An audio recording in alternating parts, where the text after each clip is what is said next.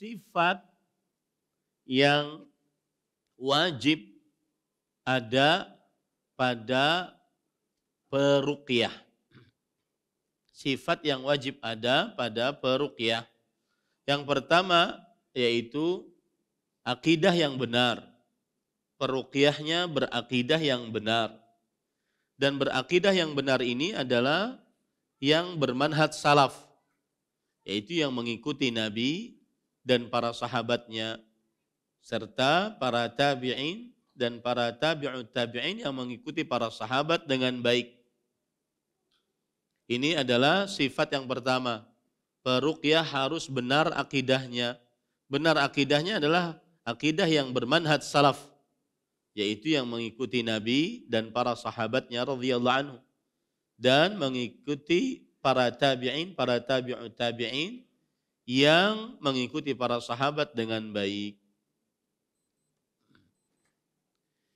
Nah, dalilnya akan hal ini adalah surat Al-Ahzab ayat 21. Laqad kana lakum fi Rasulillah uswatun hasanah. Telah nampak bagi kalian di dalam diri Rasul sallallahu alaihi wasallam suri tauladan yang baik. Liman kana yarjullaha wal yaumal akhir. Bagi siapa yang berharap kepada Allah Subhanahu wa taala dan berharap pahala yang besar di akhirat. Nah, oleh karenanya tidak boleh kita meminta orang meruqyah kepada orang yang melakukan kesyirikan. Baik itu syirik akbar atau syirik asghar. Baik itu dia, atau juga tidak boleh kita meminta kepada orang yang melakukan perbuatan bid'ah. Karena itu tidak sesuai dengan akidah salafus saleh atau manhaj salaf. Tidak boleh orang yang meminta kepada orang yang meruqyah yang melakukan perbuatan bid'ah atau dosa-dosa besar. Rasul sallallahu alaihi wasallam bersabda, "Man ahdatsa fi amrina hadza ma laysa minhu fahuwa rad." Barang siapa yang mengada-ngada dalam perkara agama kami ini yang bukan dari kami, maka amalannya tertolak. Kemudian para ikhwan yang dirahmati oleh Allah Subhanahu wa taala, yang kedua adalah sifat peruqyah wajib ikhlas, yaitu memurnikan ruqyahnya hanya untuk Allah Subhanahu wa taala. Kenapa demikian? Karena Allah tidak menerima dari amalan illa ma kana lahu khalisan, kecuali yang ikhlas hanya karena Allah Subhanahu wa taala, wa batughiya bihi wajh, dan yang dicari dengan ruqyah tersebut wajah Allah Subhanahu wa taala. Yang ketiga adalah dia istiqamah di atas ketaatan kepada Allah Subhanahu wa taala, seperti menjaga amalan-amalan wajib, salat, puasa, zakat, jika mampu, haji jika sanggup. Kemudian memperbanyak amalan-amalan sunnah. Kemudian yang keempat adalah menjauhi maksiat yang dilarang oleh Allah Subhanahu wa taala. Karena maksiat sebab setiap segala keburukan. Hanya ada kadang-kadang orang meruqyah tapi saat dia meruqyah itu dia sedang bergelimang maksiat dan belum bertaubat dari maksiatnya. Dikhawatirkan ini nanti dia malah yang diganggu oleh syaitan. Kemudian pada ikhwan yang dirahmati oleh Allah Subhanahu wa taala, yang kelima adalah hendaknya dia kuat hubungannya dengan Allah Subhanahu wa taala. Kuat hubungannya dengan Allah Subhanahu wa taala. Dan ini ada beberapa poin di dalamnya tentang kuat hubungan dengan Allah. Yang pertama yaitu bertawakal kepada Allah Subhanahu wa taala. Yang kedua, sering dan selalu berzikir lisannya kepada Allah Subhanahu wa taala. Karena orang yang berzikir, maka niscaya kalbunya akan tenang, tidak diganggu oleh syaitan.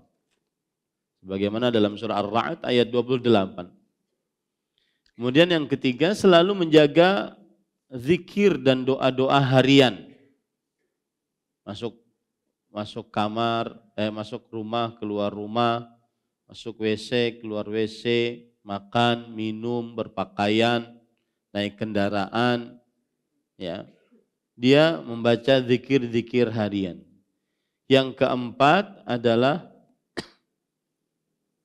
sering berdoa meminta perlindungan dari Allah Subhanahu wa taala. Seperti doa ketika keluar rumah, bismillah tawakkaltu 'ala Allah la haula wala quwata illa billah. Siapa yang membaca doa itu maka faqad wuqiya wa kufiya wa dia dicukupkan, dijaga oleh Allah Subhanahu wa taala. Taib, itu 4 poin tentang kuatnya hubungan dia dengan Allah Subhanahu wa taala. Sifat yang keenam dari sifat seorang yang meruqyah adalah dia meyakini bahwa Al-Qur'an adalah penyembuh dengan seyakin-yakinnya. Dia meyakini dengan seyakin-yakinnya Al-Qur'an adalah penyembuh. Dan ini boleh diyakini bahwa Al-Quran penyembuh, sebab penyembuh yang dijadikan oleh Allah Subhanahu wa taala. Kemudian yang ketujuh, hendaknya dia di atas ilmu syar'i. Saat meruqyah, dia tahu tata cara meruqyah sesuai dengan syariat Islam.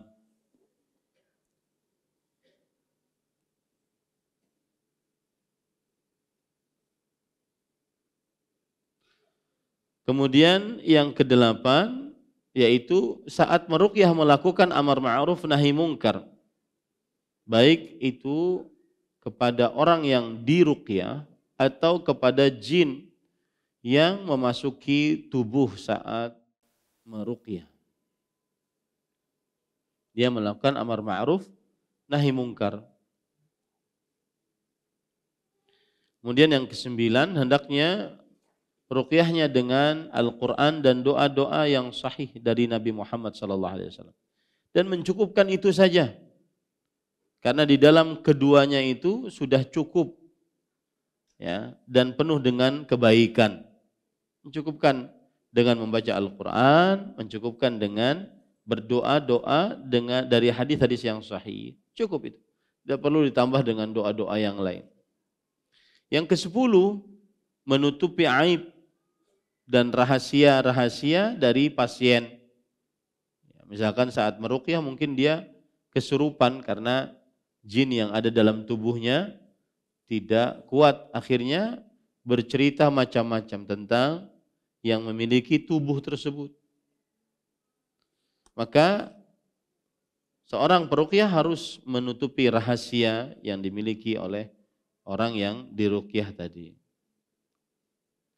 Kemudian yang ke-11, memberikan motivasi kepada si pasien dengan cara agar berbaik sangka kepada Allah Subhanahu wa taala.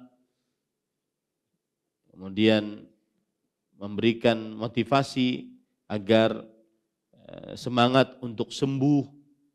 Ya, sebagaimana hadis yang diriwayatkan oleh Abu Sa'id Al-Khudri, meskipun hadisnya lemah, idza dakhaltum 'alal marid fanaffisu lahu fil ajal fa inna dzalika la yuraddu syai'an wa huwa yutayyibu nafsal marid.